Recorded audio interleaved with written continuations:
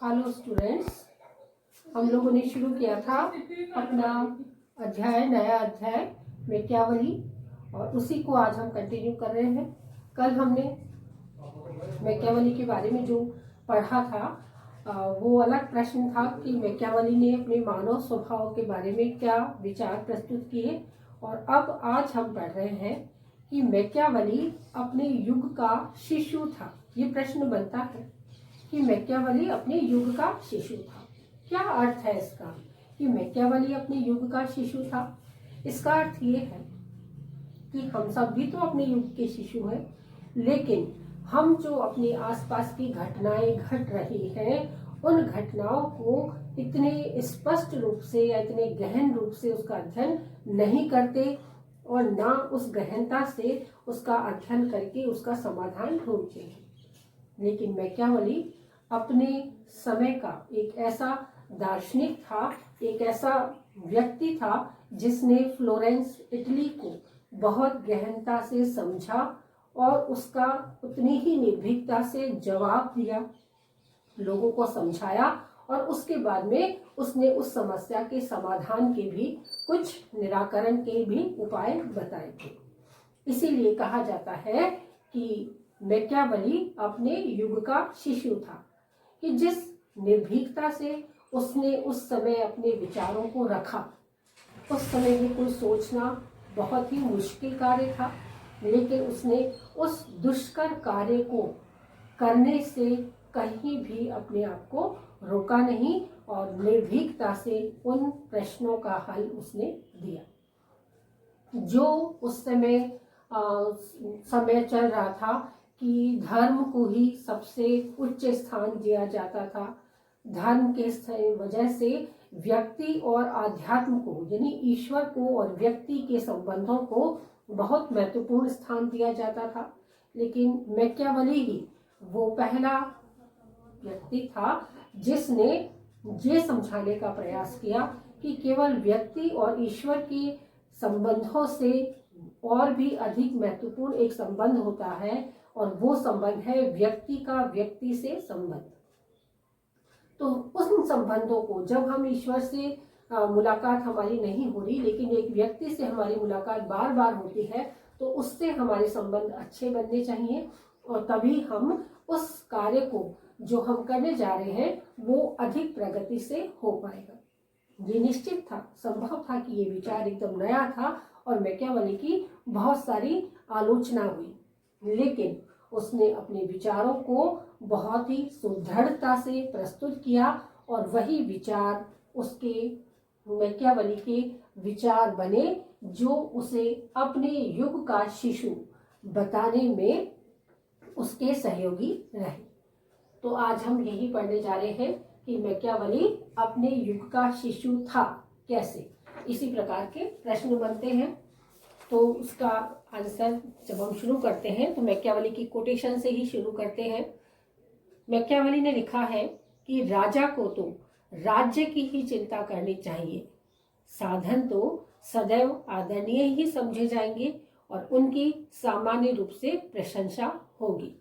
कि राजा को अपने राज्य की चिंता करनी है और साधन चाहे से जो प्रयुक्त होंगे, लेकिन उनकी यदि राजा उस साधन का प्रयोग कर रहा है तो वो सदैव प्रशंसनीय होंगे।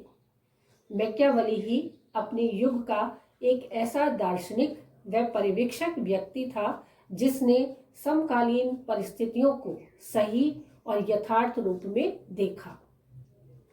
उस समय की सामाजिक राजनीतिक बुराइयों का अनुभव किया और अपनी रचनाओं में उनके समाधान भी प्रस्तुत किए। मैकियावेली की प्रमुख पुस्तकें थी प्रिंस डिस्कोर्सेस, अलग अलग है ये, प्रिंस अलग, डिस्कोर्सेस, और दो पुस्तकें और थी, उसका नाम है युद्ध, और चौथी पुस्तक थी द हिस्ट्री ऑफ फ्लोरेंस। तो चार प्रमुख पुस्तकें थी मैकियावेली की, प्रिंस, डिस्कोर्सेस, युद्ध और द हिस्ट्री ऑफ फ्लोरेंस।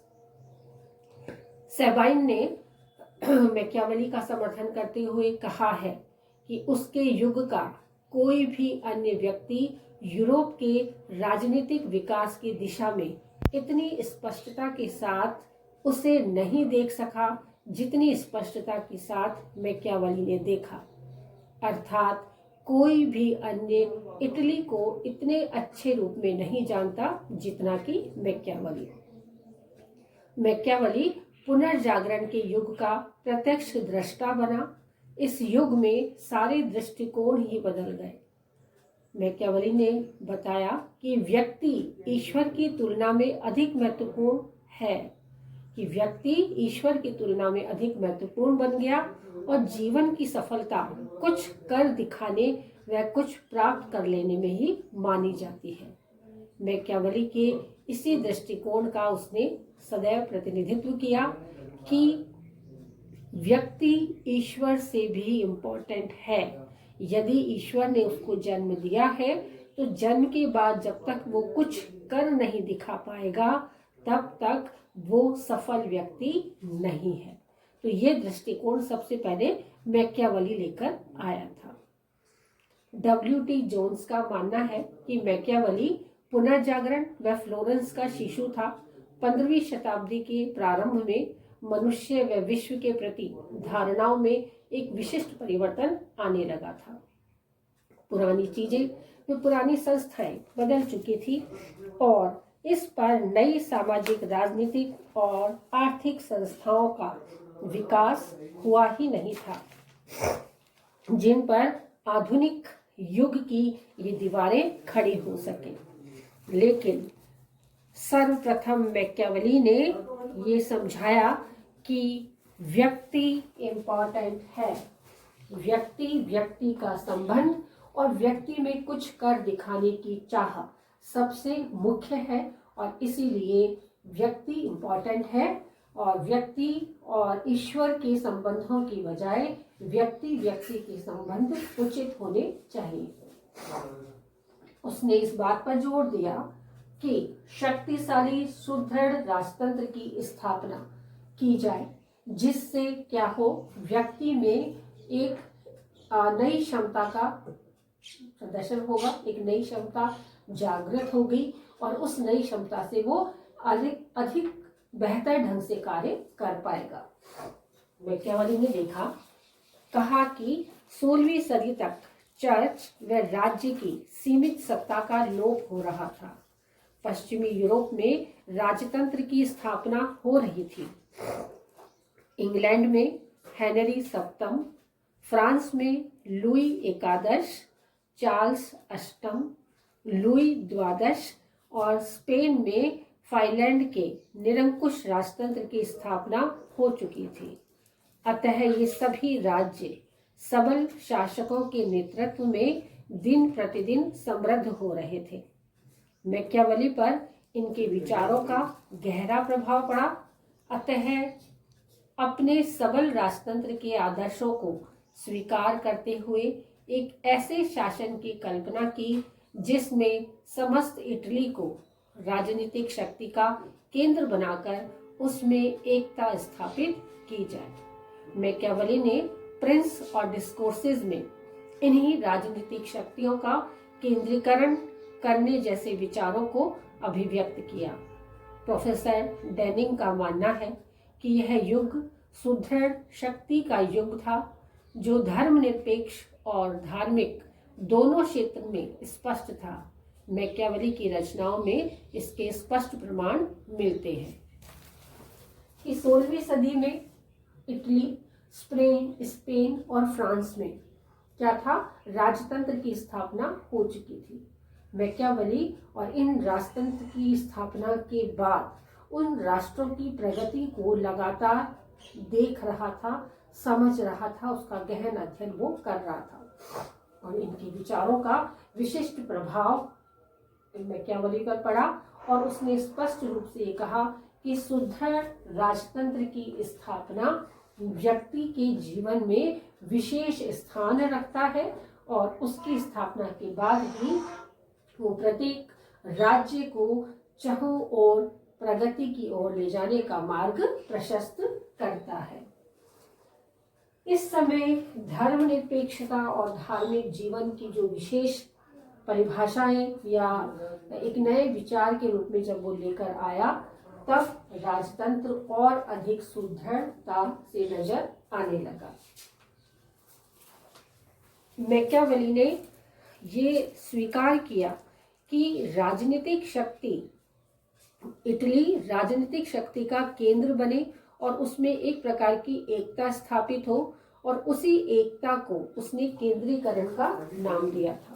हम जानते हैं कि इटली 5 भागों में विभाजित था और उन 5 भागों में सदैव संघर्ष की स्थिति बनी रहती थी। तो इस संघर्ष को मिटाने के लिए क्या चाहता था मैकियावेली? वो सुदृढ़ शक्तिशाली राजतंत्र की स्थापना करना चाहता था। तो इन विचारों को उसने निर्भीकता से लोगों के समक्ष प्रस्तुत किया। अगला पॉइंट है मानवतावादी विचारों को प्रोत्साहन। कि मैकियावेली के विचारों में मानवतावाद भी बहुत ही सुदृढ़ता से उसने उसको स्पष्ट किया, क्योंकि 15वीं सदी से पूर्व व्यक्ति को सदैव रोमन साम्राज्य व रोमन चर्च के अधीन मानकर उसके व्यक्तित्व को सदैव कुचलने का प्रयास किया जाता था।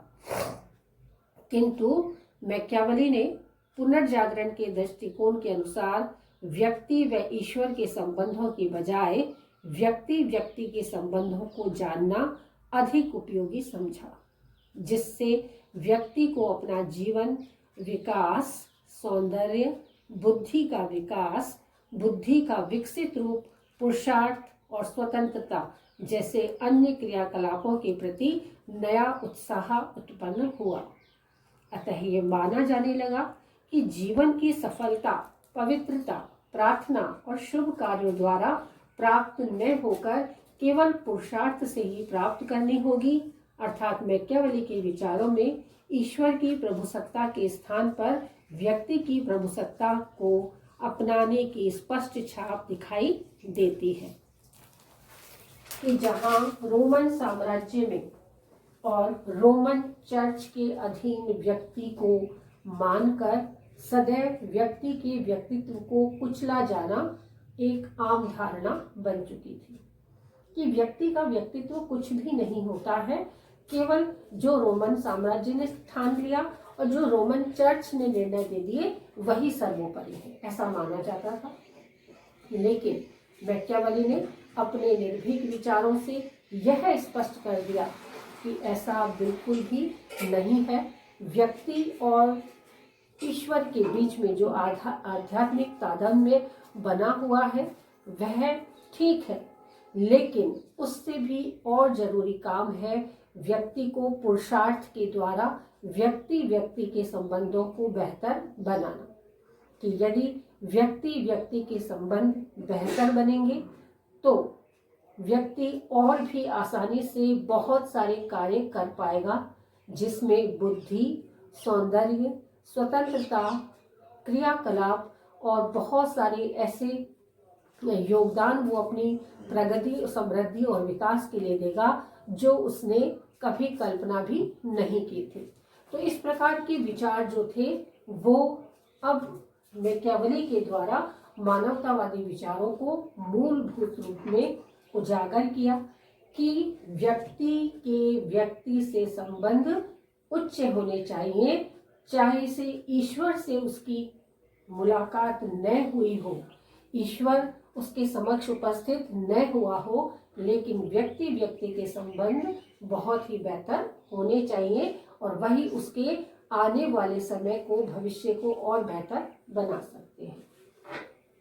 अगला पॉइंट है राष्ट्रीयता की भावना का उदय।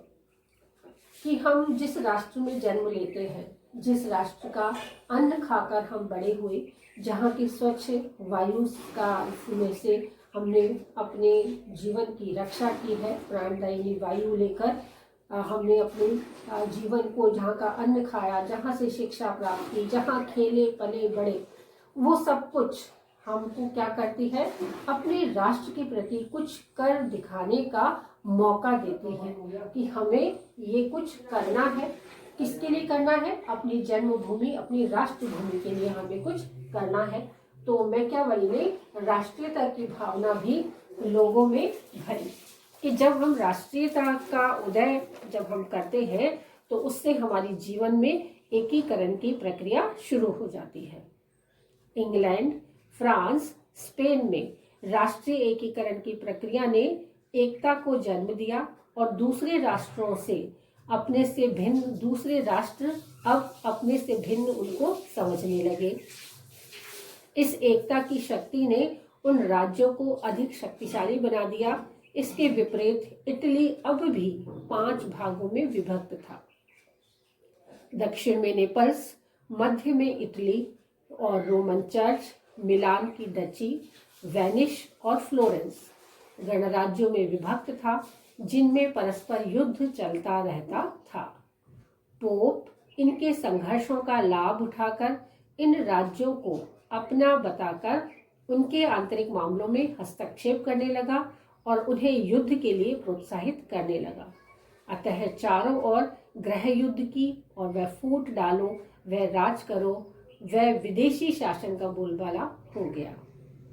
ऐसे में मैकियावेली एक सच्चा देशभक्त था, अतः वह भी शक्तिशाली राष्ट्रीय राजा की अध्यक्षता में इन 5 राज्यों का एकीकरण करना चाहता था। मैकियावेली ने जब देखा इटली, फ्रांस और स्पेन राष्ट्रीय एकीकरण का एक पर्याय बन चुके हैं और आज भी इटली जो है 5 भागों में विभक्त था और 5 भागों के विभक्त होने के बाद ये इनमें लगातार संघर्ष चलता रहता था और उस संघर्ष की वजह से जो रोमन पोप थे, वो पोप का जो था साम्राज्य था, वो पोप इनके संघर्षों का लाभ उठाता था और 5 राज्यों के आंतरिक मामलों में हस्तक्षेप करता था। तो पहली बार ही मैकियावेली ने ये समझाने का प्रयास किया कि ये जो आंतरिक लड़ाई है हम लोग की कि फूट डालो राज करो की नीति जो चल रही है, आंतरिक हस्तक्षेप की जो नीति चल रही है, या यूँ कहें कि ये जो बाहरी विदेशी शासन की जो सत्ता चल रही है, इसे हमें मिटाना होगा और अब हमें अपने राष्ट्र के लिए कुछ कर दिखाना होगा। और इस प्रकार से एक शक्तिशाली राजतंत्र के रूप में इन 5 इटली के भागों को वो एकीकरण करना चाहता था, उनमें एकता के बीज बोना चाहता था। अगला पॉइंट है आर्थिक स्थिति का प्रभाव। 15वीं शताब्दी में व्यापार स्थानीय होते थे, अतः स्थानीय बाजारों में निर्धारित वस्तुएं निर्धारित मार्ग से ही आती जाती थी। उन पर उत्पादकों के संघ का ही नियंत्रण होता था, किंतु व्यापार का केंद्र शहर होते थे। जो व्यापारी शहरों में घूम घूम कर व्यापार करते थे, उन्हीं को अधिकतम लाभ प्राप्त होता था। 16वीं सदी के प्रारंभ में राजतंत्र में राष्ट्रीय स्रोतों का शोषण कर घर व बाहर व्यापार को बढ़ाकर राष्ट्रीय शक्ति बढ़ाने की ओर ध्यान दिया जाता था, जिससे एक नए वर्ग का उदय हो गया। जिसके पास विपुल संपत्ति थी, वह अर्थव्यवस्था तथा सामंती शासन व्यवस्था का विरोधी था। उनका हित घर तथा बाहर सुदृढ़ शासन के स्थापना में ही सुरक्षित रह सकता था। ये राज्य के हाथों में सैन्य शक्ति तथा न्याय रखना पसंद करते थे। अतः मैकियावेली नागरिकों का प्रत्येक वर्ग सबल राजतंत्र के पक्षपाती थे, जहां उनके कष्टों का निवारण हो सकता था।